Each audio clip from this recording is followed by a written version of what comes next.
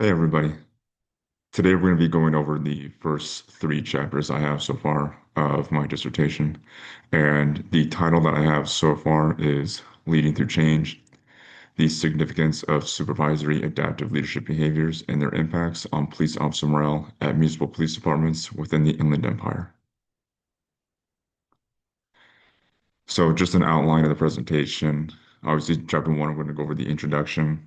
And then chapter two, we'll discuss the literature review, and three will be the methodology. And I'll briefly show my references. So just a little background for chapter one. Low morale is a very, very common factor when it comes to municipal police officers leaving their profession. Many of them cite that as the main reason for why they leave. And just a little bit of data in 2023, a study found that the resignations in the United States increased by 47% from 2019 to 2022. But that also included retirements. Retirements increased by 90% as well. So there has been a lot of research done on different leadership styles within the context of law enforcement. However, when it comes to adaptive leadership itself, that's been largely understudied. There's not a whole lot out there detailing the effects of these adaptive leadership behaviors on police officer morale. And that's kind of where I began to develop my idea. So, as I mentioned earlier, there has been little research done regarding the effects of adaptive leadership behaviors exhibited by police supervisors and the impacts of those behaviors on municipal police officer morale. More specifically, the research regarding these behaviors and their effects on morale are virtually non-existent when it comes to police agencies within the Inland Empire. And by the Inland Empire, I mean Riverside and San Bernardino counties.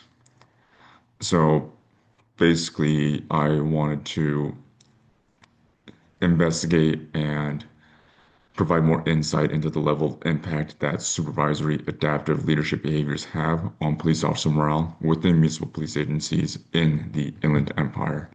I am a police officer myself within an agency within the Inland Empire, and I do believe that conducting a study like this can provide more insight into how these adaptive leadership behaviors affect police officers, but not only within the Inland Empire, but overall anywhere within the United States.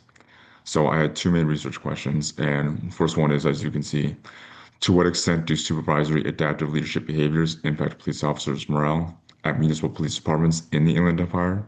And secondly, which of these specific behaviors of adaptive leadership have the strongest influence on police officer morale at municipal police departments within the Inland Empire? So it's a matter of discovering, hey, does this have any effect whatsoever? And secondly, what specific components of adaptive leadership have the highest effect versus the ones that have the lowest effect? So when it comes to the significance of this issue, basically in a nutshell, having a deeper understanding of adaptive leadership behaviors or just leadership in general on officer morale can provide more insight as to how police officers can be supervised so that they don't lose their motivation to continue doing their jobs.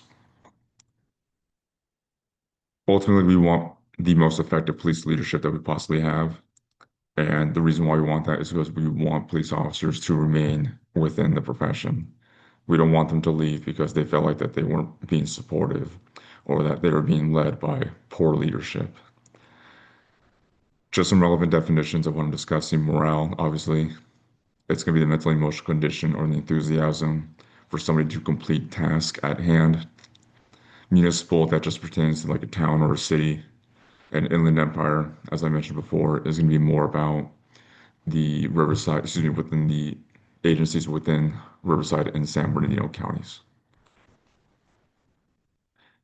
Now, going over my literature review, when it comes to adaptive leadership, there's really only six sources out there, six foundational pieces of literature that really detail what adaptive leadership is, and they've all been written by the same person over a span of almost 40 years.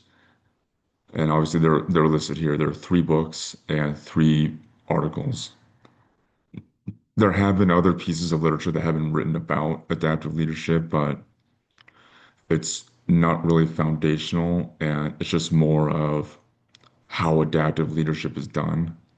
But those supplemental articles, those secondary sources, they don't really detail or provide any analysis or data as to the effects or the impact of adaptive leadership. And in reality, neither do these pieces of literature either. So I do think this would probably be a good place to start, would be with these foundational pieces here.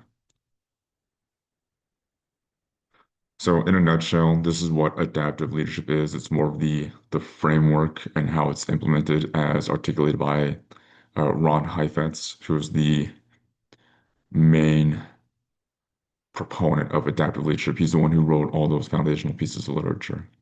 Obviously, you start with situational challenges. You exhibit certain behaviors as a leader to respond to those challenges. And the adaptive work is ultimately the end result when it comes to your interaction as a leader with the followers. Again, there is a lack of empirical research and literature detailing the effects of supervisory adaptive leadership behaviors on police officer morale. And there's really nothing out there whatsoever about this concept as it pertains to municipal police departments within San Bernardino and Riverside counties.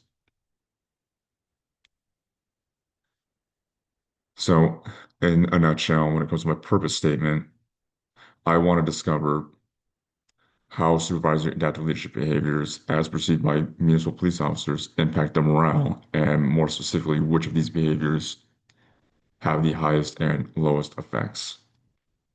Now, the study is designed to examine the strength between these behaviors and officer morale while also ranking the strength of these factors in some kind of order, from strongest influence to the least amount of influence. My sample is going to be police officers within San Bernardino County and Riverside agencies like Riverside PD, Rialto PD, Upland PD, Montclair, Corona. And the instrumentation that I'm going to use is more than likely going to be a cross-sectional anonymous online survey in the form of a Likert scale. And that will be administered to the officers so they can take anonymously. Now, it will be an online survey, completely consensual and completely anonymous. And more than likely, when it comes to data analysis, it's going to be quantitative and correlational, and then based on that data that is collected through the Likert scale. Obviously, incomplete surveys will be removed, and then careless responses will be screened out so I can try to get a more accurate picture of what these responses are.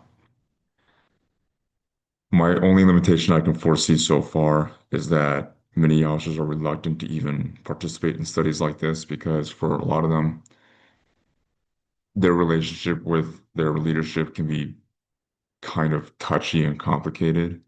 So I'm really hoping to get as many participants as I can, but my only limitation I can foresee so far is gaining enough participation to gather any meaningful data. And just my lasting thoughts with it, I I think this is something worth considering because it's never actually been studied before, especially in a context like this, and it is relevant to a real world problem. Municipal police departments across the board are very understaffed. And if we as a society can do anything to mitigate that, to decrease the officer attrition rate, then that should be something we should consider. Absolutely. Because ultimately an understaffed police force doesn't negatively impact the police by themselves. It impacts all of society. And we've all seen what happens when you don't have enough officers out there on the field. These are just a list of my sources. Most of them are primarily the foundational pieces so far. All right, thank you.